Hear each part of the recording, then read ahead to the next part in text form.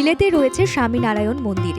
কথিত আছে ভগবান স্বামীনারায়ণ একসময় নীলকান্ত বর্ণিরূপে বঙ্গোপসাগরে সাগরদ্বীপে হিন্দুদের তীর্থভূমি কপিল মুনির আশ্রম দর্শনের জন্য এই স্থান অতিক্রম করে যান। তাই অনাবাসী ভারতীয়দের কাছে এই মন্দিরের আলাদা মাহাত্ম্য রয়েছে। ঈশ্বরের পদধূলিতে গড়ে ওঠা এই মন্দিরে আসেন দেশ বিদেশের ভক্তরা। এবার পুজোয় সেই লন্ডনের স্বামীনারায়ণ মন্দির আপনি দেখতে পাবেন শ্রীরামপুরে। সেই মন্দিরের আদলেই মণ্ডপ তৈরি করছে শ্রীরামপুরের একটি পুজো কমিটি। দুর্গাপুজো আসতে হাতে আর 2 মাসও বাকি নেই। ইতিমধ্যেই শুরু হয়ে গিয়েছে পুজোর কাউন্টডাউন। জোর কদমে শুরু হয়েছে পুজোর প্রস্তুতিও।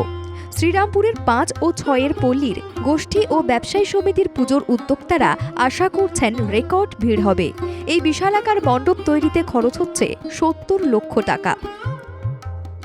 স্বামীনারায়ণ কথার অর্থের মধ্যে অনেক কিছু লুকিয়ে আছে। নারায়ণের মধ্যে আমরা 33 কোটি দেবদেবীকে দেখতে পাই। এবার প্রথমে আমরা নারায়ণের পুজো করে এবং গণেশের পুজো করেই আমরা শুরু করি যে কোনো পুজো। তো তার জন্যই আমরা নারায়ণকে তুলে ধরেছি এখানে। এবং এছাড়াও আমাদের যে এই দেশ জুড়ে এবং বিভিন্ন জায়গায় দেখা যাচ্ছে, যেন বাংলাদেশ, এছাড়াও আমাদের ভারতবর্ষে এই যেরকম যুদ্ধ, একটা হানাহানি, এই যে মানুষের মধ্যে মানুষের যে বিচ্ছেদ, এইগুলোকে আমরা একটা জায়গায় সবার মধ্যে সবার একটা মিলবন্ধন করানোর জন্য এই স্বামীনারায়ণ মন্দিরটা তুলে ধরেছি। এই পুজো শ্রীরামপুরের তৃণমূল সাংসদ তথা আইনজীবী কল্যাণ বন্দ্যোপাধ্যায়ের পুজো নামেই পরিচিত। প্রতি বছরই মণ্ডপ সজ্জায় থাকে তাদের বিশেষ চমক।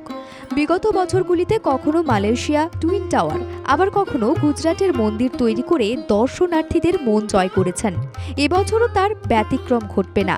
লন্ডনের স্বামীনারায়ণ মন্দিরের আদলে মণ্ডপ নির্মাণ করে চমক দিতে চলেছেন তারা।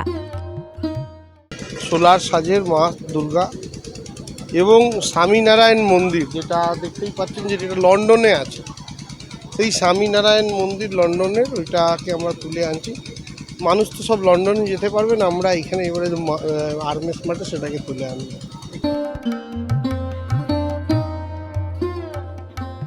ইতিমধ্যেই বাঁশ দিয়ে তৈরি করা হয়েছে বিশাল মণ্ডপের একটি কাঠামো। মণ্ডপে ব্যবহার করা হচ্ছে বাঁশ, প্লাই, তার সঙ্গে পুরো মণ্ডপ জুড়ে থাকছে ফাইবার। মণ্ডপের ভেতরে থাকছে লক্ষ্মী নারায়ণ এবং গণেশের মূর্তি। এছাড়াও থাকছে 30 ফুটের একটি বড় ঝাড়, যার মধ্যে সম্পূর্ণটাই ফাইবারের কাজ করা হবে।